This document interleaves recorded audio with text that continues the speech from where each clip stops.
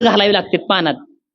हा, असा तो मोठाचा भला मोठा विडा देवा माझ्याकडनं नाही मिळणार. माझ्याकडनं काय मिळेल? मुखशुद्धी. महाराज एक पान आणलं काय, हा, आणि देवाच्या हातात दिलं काय, देवानी ते असं तोंडात टाकलं काय, आणि महाराज ते पान तोंडात टाकल्यानं देवाना गुंगी आली काय, हा तुकोबारायांचा अधिकार आहे. मग आमचा एक प्रश्न असा आहे, महाराजांच्याच घरी पाहुणे आले होते आणि आमच्या घरी काय येत नाहीत, किंवा इतर संतांच्या घरी पाहुणे म्हणून का गेले नाहीत? फक्त 5 मिनिटात सांगतो. माझ्या घड्याप्रमाणे अजून 10 मिनिटं अवकाश आहे. तुम्ही पुढे लावले त्याला मी काय करणार? हा, एक प्रसंग असा आहे महाराज तुकोबारायांच्या जीवनातला, की तुकोबाराय दररोज उठायचे आणि 3 ठिकाणं ठरली होती त्यांची. 3 ठिकाणं ठरली होती. हा, भंडारा, भामगिरी, खराड. ह्या 3 ठिकाणी जायचे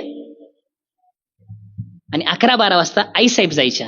आईसाहेब म्हणजे कोण? महाराजांची लाडकी आवली, जिच्यावर खूप मोठा अन्याय केला वारकऱ्यांनी सुद्धा. तिला कजाग रेखाटलं, तिला भांडखोर. ती खरंच कजाग नव्हती महाराज. महाराज आमची आई काही कच्ची नाही, ती पुण्यातली एका सरदाराची पोरगी आहे. येते का लक्षात? जे म्हणतात ना तिला भांडखोर कजाग, त्यांनी कान उघडं ठेवून ऐकावं. ती कच्च्या घरातली नव्हती. आणि तिचं पावित्र्य सांगू का किती? महाराज चांगल्या नवऱ्यासोबत चांगल्या बायका संसार करत नाहीत, पण तुकोबारायांसारखे विरक्त नवे तुकोबाराय म्हणजे चालतं जुलतं वावटूळ आहे, त्यासोबत तिने संसार. आणि असा नाचार गातात नाही केला महाराज. मंबाजी बुवांच्या अंगावर गेले ती. येते का लक्षात? कणखर आहे ती. आणि गंमत सांगू का महाराज, गंमत सांगू का? तिच्या मनात असतं आमच्या बायकोसारखी, म्हणजे माझ्या बायकोसारखी नाही, आजच्या बायकातली मावशी सांगल जाऊन, आजच्या बायकांसारखी बाई असती ना तर नजराना मागं देत असताना तिनं भांडण काढलं असतं नवऱ्याशी. ज्या क्षणी महाराजांनी डोळ्याने सांगितलं नाही आपलं नाही, त्या क्षणी तिनं अंगावरचं सगळं काढून सरदारांच्या समोर टाकलंय. हा तिचा अधिकार आहे महाराज. महाराज तुकोबाराय जेवल्याशिवाय ती कधी सुद्धा घास पोटात घेत नव्हती. हा तिचा अधिकार आहे. मला काय सांगायचंय, मवा धोंडांचं एक खूप छान पुस्तक आहे राजूदादा, त्यात त्यांनी खूप छान सर्ग घातलंय, न बघितलेली आवली. मला ते 11-12 वाजता उठायची, म्हणजे तिचं सगळं आवरायचं, पोरासनी खिलवायची आणि स्वतः उपाशी पोटानं 5-6 किलोमीटर चालत जायची. तिला माहित नसायचं महाराज कोणीकडे गेलेत. खरं सांगू का, कामावर गेलेल्या नवऱ्याला लवकर डबा मिळत नाही, हे वास्तव आहे. काय मत आहे तुमचं? पण जगाच्या दृष्टीने बिनकामासाठी गेलेल्या नवऱ्यासाठी डोक्यावर पाठवून अनवाणी पायानं ती चालत जायची महाराज. प्रसंग असा यायचा की तिला कळायचं नाही की नेमके गेलेत कुणीकडे. ती तिकाटण्यात यायची आणि विचारायची आमचं ह्यांनी कुणीकडे गेलेत. समाज असा आहे महाराज की लोक तिला हिनवायचीत, म्हणायचे तू का गेलाय, हातानं खोनवायची, विक्षेपानं बोलायची. तिला ते सहन व्हायचं नाही महाराज, तिला वाईट वाटायचं. एक दिवशी असंच कोणीतरी महाराजांची टिंगल केली, तिला सहन झालं नाही, डोंगरावर गेली महाराज, भंडाऱ्यावर समोर पाठी ठेवली. महाराजांना वाढलं पण स्वतः घास घेना. महाराज खूप प्रेमळ आहेत. मला कधीतरी राहुलदादा वाटतं की हे दोघे डोंगरावर असावेत. आईसाहेबांनी भाकरी समोर घ्यावी, तुकोबारायांनी हातावर घ्यावी. महाराजांनी पण एखादा जयाची अहिक धड. एक सांगू का महाराज, ज्याला बायकोवर प्रेम करता आलं, ज्याला आई वडिलांच्यावर प्रेम करता आलं, ज्याला सगळ्या नातलगांच्यावर प्रेम करता आलं, तो पारमार्थिक होऊ शकतो, अन्यथा नाही. जयाची अहिक धड नाही. मला वाटतं जे महाराजाच्या हातावर भाकरी घेत असतील, एखादा घास मोडत असतील, तिच्या समोर नेत असतील, ती नको म्हणत असेल, महाराज तिला खिलवत असतील, ती म्हणत असतील अहो हे काय नव्या नवरीसारखं, महाराज म्हणत असतील अगं तू माझं पोट तृप्त करणार आहेस, तू माझी अन्नपूर्ण आहेस, तुझं पोट भरलं पाहिजे. महाराज तिला खिलवत असतील, ती म्हणत असेल भाकरी मीच केल्या ना, एवढी गोड कशी काय झाली? मग तीच म्हणत असेल नाही तुमचा हात लागलाय म्हणून तिला कौतुक होतं बरं का महाराजांचं. महाराज ज्याला गाथा बुडवली ना त्याला ती भांडत होती, ज्यासाठी एवढं राबला ते का बुडवलं आणि कोणाचं ऐकून बुडवलं, असा कोण लागून गेला तो, हा तिचा अधिकार आहे. येते लक्षात?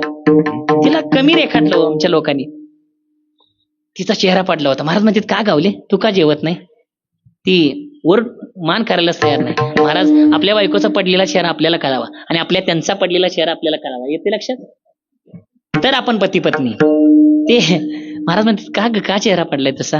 महाराज असं म्हणले त्याच्या डोळ्यातनं घ पाणी आलं.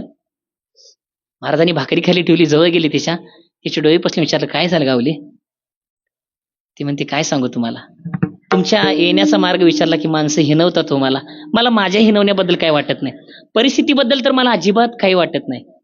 माझी परिस्थितीबद्दलची स्वप्न मोठी नाहीत. दारात एक चौकोनी मस्त असं तुलची वृंदावन असावं, त्याच्यासमोर सडा असावा, अंगणात 2 लेकरं असावीत आणि विना गळ्यात धारण केलेला माझा पती माझ्या दारातून चालत यावा. या व्यतिरिक्त कुठलीच अपेक्षा मी नाही केली.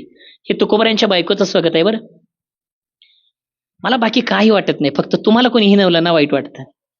महाराजांना पण 2 मिनिटं वाईट वाटलं. महाराजांनी डोळे पुसले सांगितले एक काम कर म्हणे, उद्यापासून एक काम कर, नको विचारू कुणाला वाट, नको विचारू मी कोणीकडे गेलोय.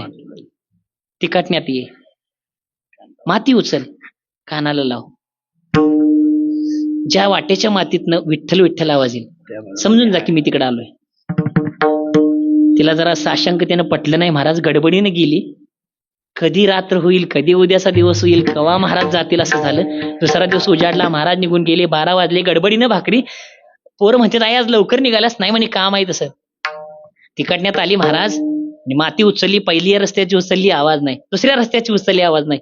तिसऱ्या रस्त्याची उचलली, थरथर हाताने उचलली. महाराज नाही आवाज आला तर काय करावं. तर आवाज आला ना, तुकोबऱ्यांचा पाय लागलेल्या मातीतनं विठ्ठल विठ्ठल आवाज येतोय. म्हणून आपण त्यांनी ज्या वाटेनं प्रवास केला त्या वाटेची माती अंगावर यावी म्हणून वारीला जातोय. येतंय का लक्षात वारीचं प्रयोजन. महाराज आवाज आला, गलबोलून गलबोलून गेली. हो असं ती डोक्यावरची पाठी काय, पायात काटे घुसलेत काय, पळत पळत महाराजांच्या जवळ गेली.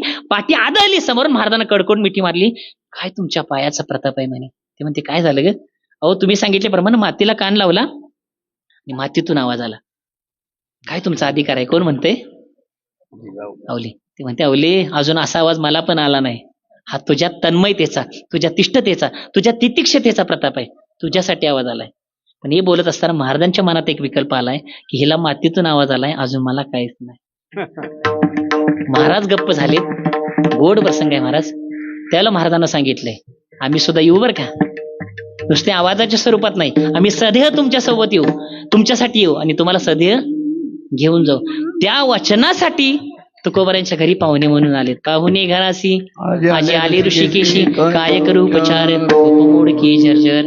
बोलण्याच्या ओघामध्ये काही चुकीचं बोललो असेल, काही रटावानं बोललो असेल, काही अभद्र बोललो असेल तर तो माझ्या बुद्धीचा दोष. जे काही बरोबर बोललो ते माझे प्राणप्रिय सद्गुरू आबासाहेब वास्कर, भाऊसाहेब वास्कर त्यांच्या चरणी अर्पण करतो. झालेली सेवा भाग आणि परिसरातून आलेली आमचे टेलर मामा आहेत. हे आमचं राहुल खूप गोड मित्र आहे. त्याचं लेकरू पण घेऊन आलंय.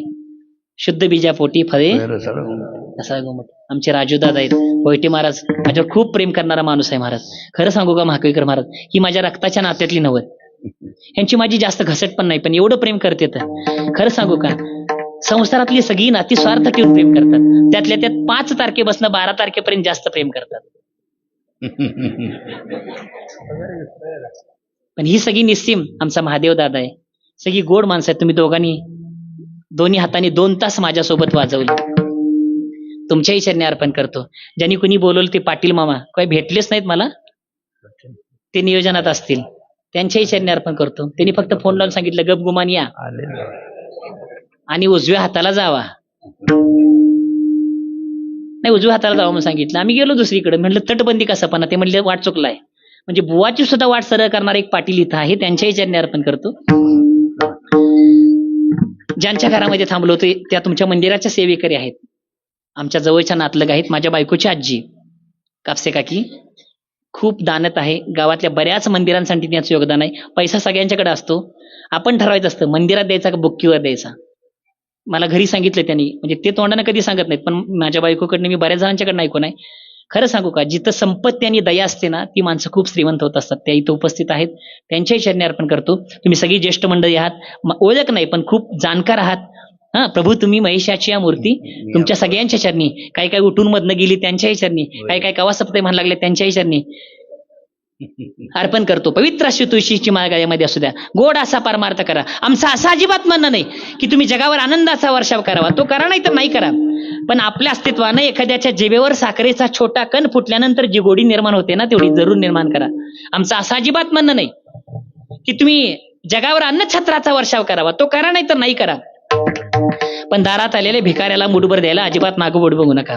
आमचं असं अजिबात म्हणणं नाही की तुम्ही अपरिग्रहानं जगा. वारकरी तत्वज्ञान महाराज परिग्रहात जगायला सांगतात. नका जेजूर अंडा पोरे बांधा सोपे, खूप साठवा.